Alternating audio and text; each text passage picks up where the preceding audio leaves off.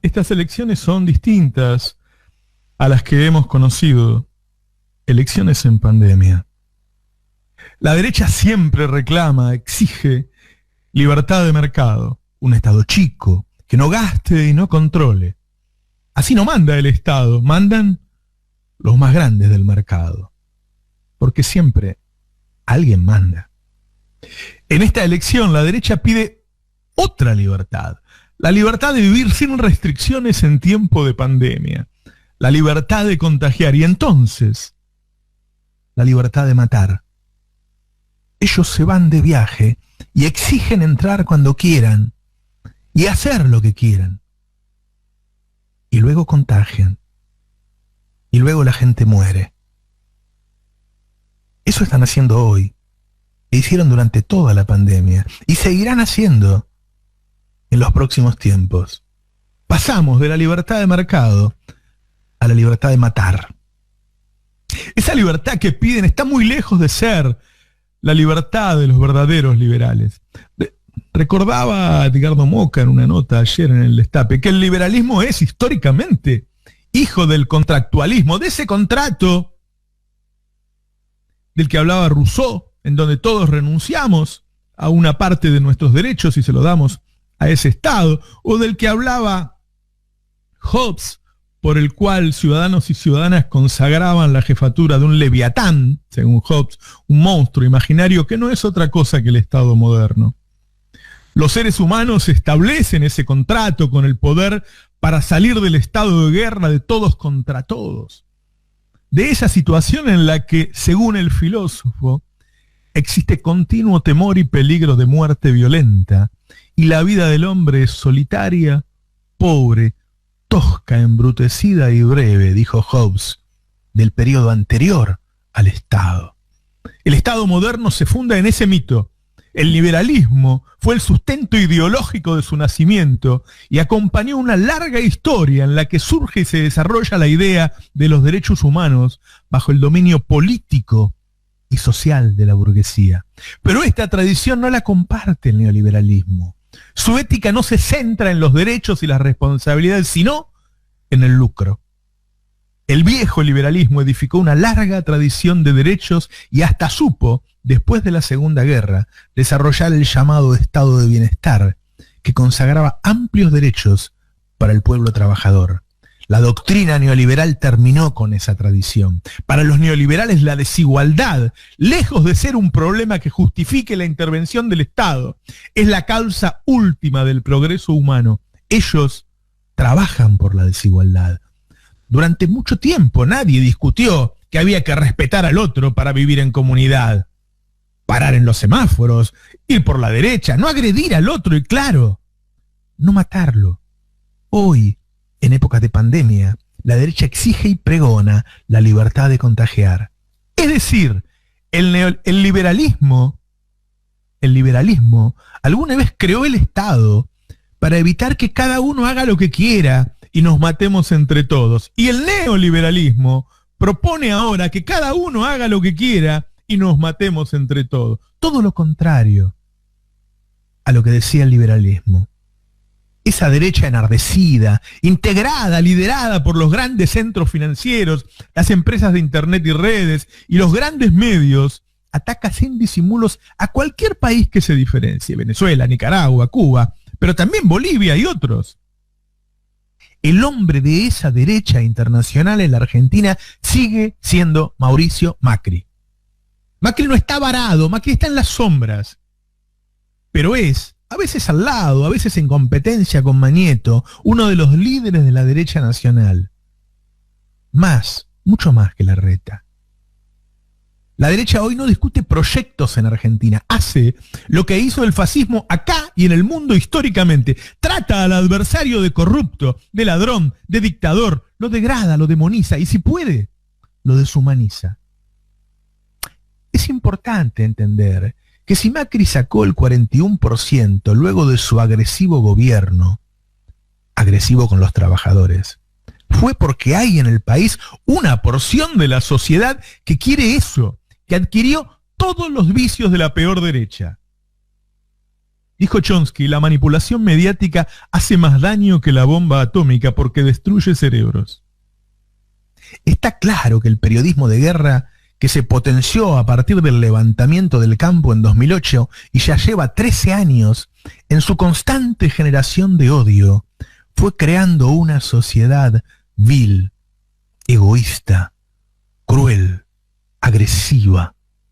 Esa porción de la sociedad tiene en una derecha horrenda su representación, con candidatos que van desde Sandra Pita a Sabrina Ahmetech, Fernando Iglesias, Franco Rinaldi o el Dipi. Buscan candidatos racistas, xenófobos y odiadores para representar a ese segmento de la población que ellos educaron estos años. Gente que odia a los pobres y piensa que el problema son los mendrugos que les tira el Estado. No les molesta que Techín haya recibido miles de millones en subsidios en los años de Macri en Vaca Muerta. Ni la fuga, ni la evasión, ni el contrabando. No odian a los ricos, odian a los pobres. Como les enseñaron en la tele. Esa es la propuesta. Esos son ellos. No hay proyecto, hay odio. Son peligrosos. Del otro lado está el Frente de Todos. La diferencia de calidad del gobierno es tan grande que hay sectores como la industria y la construcción que funcionan mejor hoy, en una pandemia que tiene 15.000 contagios y 400 muertos por día, hoy, que en 2019 con Macri sin pandemia. La diferencia entre Alberto, un hombre sensible, formado y de una capacidad de trabajo fenomenal, con el contrabandista vago que es Macri, es sideral. La estrategia electoral fue empoderar a Alberto, como corresponde, y buscar el centro, la moderación, con cabezas de lista moderados. Si se mira bien, se sigue la estrategia de 2019, y no hay por qué pensar que en 2023 cambie. En Argentina hay dos núcleos duros importantes, el kirchnerista y el odiador. En el medio hay poco, pero alcanza para ganar. Ese es el botín. Por eso Alberto y Larreta son los políticos de mejor imagen. A su manera, ambos son moderados. El problema que yo veo a futuro es que la derecha es muy eficiente en sostener y acrecentar su núcleo duro. El Frente de Todos, en cambio, tiene, por necesidad, dicen algunos, una estrategia que atenta contra la sustentabilidad de ese núcleo duro nuestro. La decisión de evitar conflictos, la carencia de una narración que entusiasme, que enamore, puede diluirlo. La misma moderación que nos puede llevar al triunfo hoy es la que puede ir desilvanando ese movimiento inquebrantable, estoico, que soportó las campañas de desinformación más grandes que hayamos conocido y llevó al triunfo a Alberto. La moderación, a la larga, puede corroer el núcleo duro. Ese es mi entender. Eso es el dilema de un Frente de Todos que necesitamos como al aire para enfrentar a esa derecha horrenda. Y me refiero al dilema del Frente de Todos, no al de Alberto. Y no es una crítica, es una reflexión, para que lo pensemos. ¿Cómo ganar elecciones y mantenerse unidos, pero con el poder suficiente para revertir los estragos que generó primero el macrismo y luego la pandemia? La pregunta más importante en la vida no suele ser qué, sino para qué. En este caso el qué es ganar las elecciones. El tema es para qué. Tener claro lo horrendo del enemigo es un paso. Pero me parece imprescindible entender que si no se da respuesta a ese maravilloso colectivo social que es el kirchnerismo, la base electoral incuestionable del Frente de Todos, el triunfo se puede convertir en una alegría efímera y la derecha puede regresar pronto a gobernar la Argentina. Buenos días, esto es Navarro 2023. Me parece que uno de los temas de este gobierno es que no narra sus medidas, que no las silvana en una narración que haga que le dé identidad, ¿sí?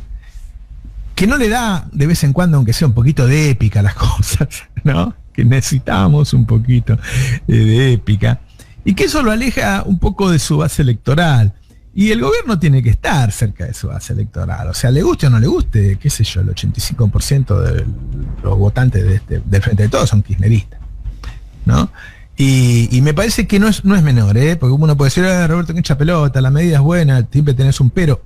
No, pero es que el pero es político, es decir, ¿cómo se empodera un gobierno? Un poco voy a hablar de eso en el editorial después. Bueno, teniendo una relación con su base electoral. Si lo que hace un gobierno y la forma en que lo narra y qué sé yo es muy distinto a lo que quiere la base electoral, eso lo aleja.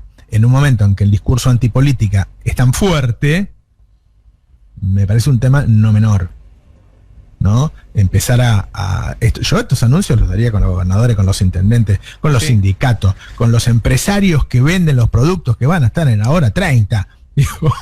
Pero dijimos lo mismo cuando fue el tema medicamentos.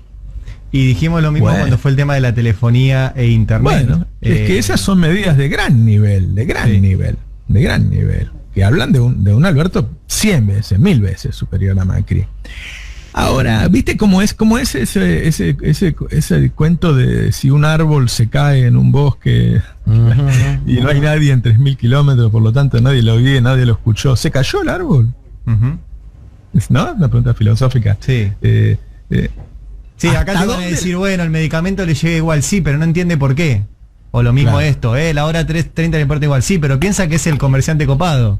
O sea, es lo que vos decís, hay que narrarlo, pues si no, no se enteran igual. Eso es la política, la palabra relato la rebajó Clarín, pero la narración, la relato, el hilván de una serie de medidas es lo que le da identidad a un gobierno, es lo que uno termina votando. Por supuesto, si Perón decía que gobernar es persuadir, ¿cómo se persuade a la gente más que contando qué es lo que vas a hacer y convenciéndolos de que es lo correcto? Claro. Y creo que Alberto va a estar por Zoom, que yo digo, ¿cuántos días tiene que estar? Podría esperar un par de días y no hacerlo por Zoom. Claro. ¿No? Nada, cosas que me preocupan, incluso mirando un poco cómo quedó la cosa, me parece que está muy bien, que los candidatos son una forma de empoderar al presidente, porque son candidatos amigos del presidente, más amigos, un poco más ponían un primo hermano, ¿viste? ¿Qué sé yo? O sea, me parece excelente.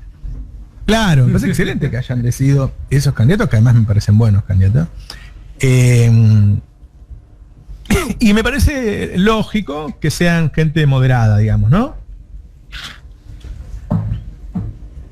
Hasta ahí me parece bien. Hasta ahí me parece bien porque nada, si la elección está un poquito en el medio, bueno, la vas a buscar con eso. El tema es que yo pienso, esto es muy parecido a 2019 y no hay nada que indique que en 2023 no sea lo mismo, ¿no? Siempre vas a tener dos núcleos duros muy fuertes y el medio que te define. Ahora, la política, la narración, el formato de este gobierno ayuda a sostener ese núcleo duro que es la base electoral. ¿Se puede durante 8 años tener un gobierno que es tan distinto en sus modos a la base electoral? Porque el núcleo duro de ellos cada vez más férreo, cada vez más férreo, le haga lo que le haga, le diga lo que le diga, los tipos están ahí firmes. El núcleo duro nuestro, que ahora en pandemia y con un presidente bonachón que te cuida y qué sé yo creo que no se ha alejado. Cuando vayan pasando los años, ¿se entiende? O sea, esta cosa de... o sea, la moderación no es el fuerte de los kirchneristas. No. ¿No? Los kirchneristas en general pensamos que se construye desde el conflicto. Sí. Igual Cristina en ese sentido ha dado varias muestras en los últimos, yo no te diría días, en los últimos años. No estoy haciendo responsable de Alberto, ni es una crítica, estoy reflexionando, ¿no? No, obvio. Esta es una decisión del frente de todos. O sea, Alberto solo, qué sé yo, va a decir, porque yo pongo a Santoro, pongo a Tolosa Paz. No, indudablemente se han puesto de acuerdo y han hecho eso. ¿Sí? Estoy poniendo en cuestión la decisión de todos, de Alberto, de Cristina, de Massa, de Axel, de Máximo, y ni siquiera estoy seguro de decir, está bien, yo reflexiono al respecto, durante cuánto tiempo el Frente de Todos va a elegir ese formato de moderación ante una base electoral mayoritaria, porque mayoritaria es kirchnerista, ¿no? Ujú.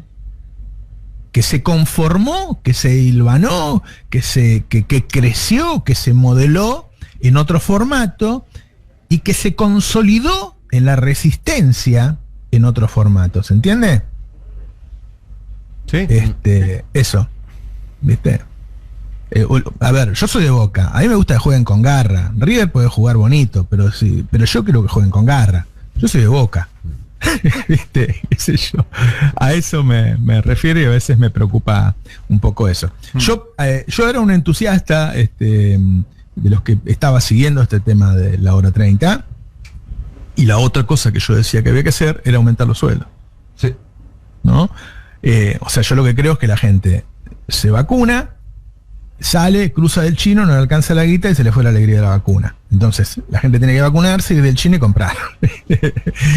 Me parece inteligente lo de la hora 30 porque es una forma de decir, yo entiendo que vos no tenés plata, porque hace 5 años que te viene cayendo el salario, pero a partir de ahora tu salario, aunque sea de a poco, va a subir, entonces animate a comprar la cocina, porque de a poco va a ir subiendo. No tenés guita, te damos crédito. Eso me parece genial.